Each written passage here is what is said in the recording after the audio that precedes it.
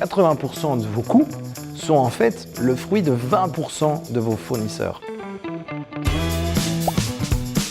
Pour travailler efficacement sur vos coûts, il est extrêmement important de bien connaître votre structure de coûts et d'avoir une bonne visibilité sur celle-ci.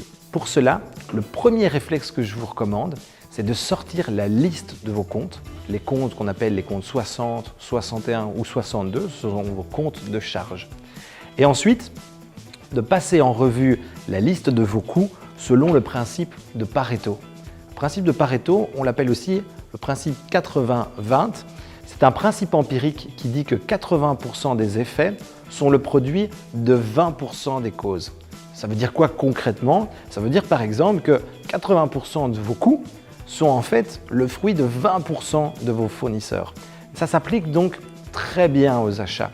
De cette manière-là, vous allez pouvoir déterminer là où vous devez vraiment vous focaliser. Chez quel fournisseur êtes-vous ce que vous devez commencer à travailler? Ou bien sur quels achats vous devez mettre le focus. Une fois que vous avez établi la liste des principaux coûts ou des principaux fournisseurs, je vous recommande de passer chacun d'entre eux au travers d'un screening. J'appelle ça un prisme. En fait, il y a 3 dimensions. La première, c'est le montant que vous pensez que vous allez pouvoir aller chercher, le montant d'économie. Généralement, je recommande de mettre un focus sur des catégories où vous pensez aller chercher au moins 10%. Pourquoi 10%? Mon expérience a montré que si vous n'allez trouver que quelques pourcents, finalement, les coûts indirects que vous allez avoir vont faire que vous allez peut-être remettre en question une solution. Dans 95% des cas, si vous allez chercher au moins 10%, ce sera une vraie motivation pour aller mettre en place cette solution.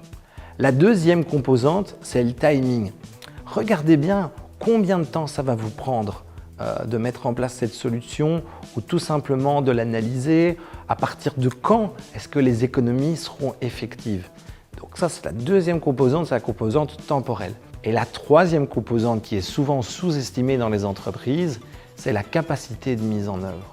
En effet, peut-être que dans votre entreprise, il y a des syndicats qui seront contre une de vos solutions ou bien tout simplement une aversion au changement.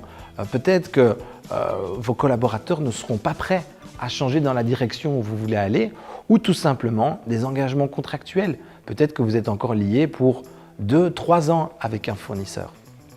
Une fois que vous avez ça, vous pouvez établir un ratio et ainsi déterminer les postes de coûts où vous devez vraiment mettre le focus et ça va vous permettre d'établir un plan de travail. Dans le prochain épisode, je vous expliquerai comment éviter de tomber dans le cercle vicieux du cost-cutting.